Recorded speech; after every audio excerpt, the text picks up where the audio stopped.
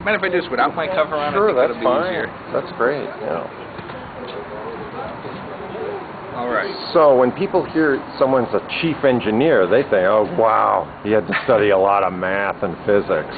Well, that's absolutely true. And one of the things that I would pass on as a recommendation was, you know, when I was a young child, went through high school and everything, I always said, you know, people say, what do you want to do when you grow up? And I said, well, I want to be a naval officer. And, you know, a lot of people will look and they'll say when they're young, I want to be a doctor, I want to be a lawyer, I want to be whatever they wanted to be. I'm very fortunate to be one of those few people who've been lucky enough to follow through on their career path of choice since they were young. But you're absolutely right about the math, and the thing I would put out is that I have reached the level of being a chief engineer of an Aegis cruiser now.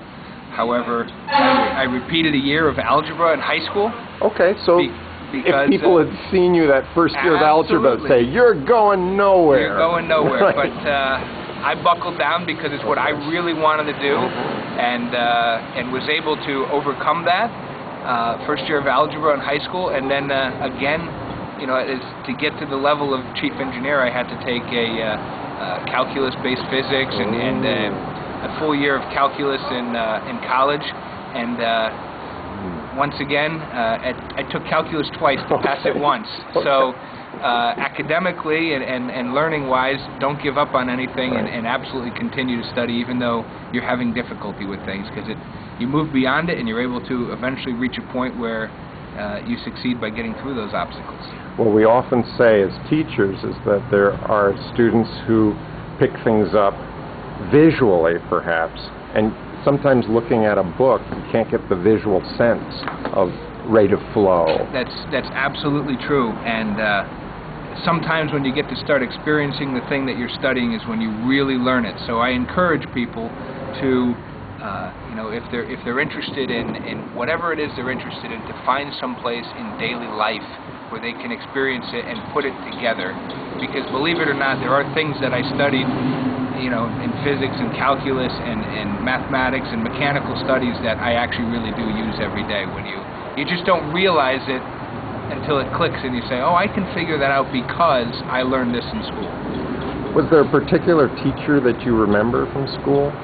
I would say that I had several teachers that I remember well, and especially those who, like I said, getting to this point where I did have difficulty with my mathematics studies, who had the patience to continue to work with me as long as I was continuing to put forth the level of effort. And I think that's the key is teachers will work with you from now until the end of time as long as you're putting forth the effort to show you're truly interested. And I think as long as I kept doing that, there were a couple teachers who gave me the opportunity to continue even when I was having difficulty.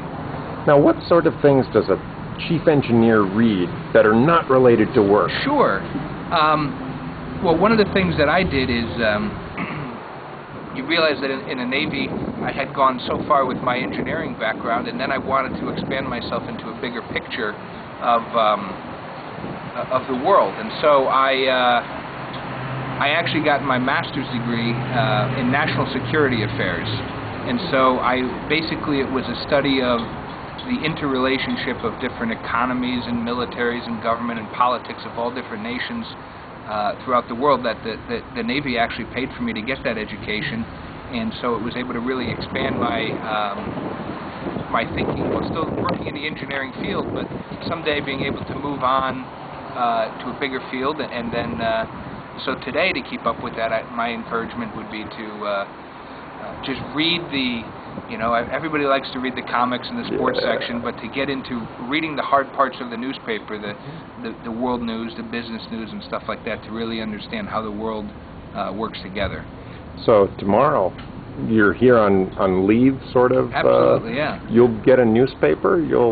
I will, actually. I will get a newspaper, or if I can't do that, you know, go spend online, some time on the internet to actually download a news organization, some kind of newspaper or something, to be able to do some challenging reading, to be able to, you know, I like to say that every day I read something that helps me learn. So no matter what it is, I always make time before I go to bed, no matter how tired I am. My unwinding is 15-20 minutes of reading every night to just to calm down a little bit, unwind from the day, but yet do something positive and get some reading in.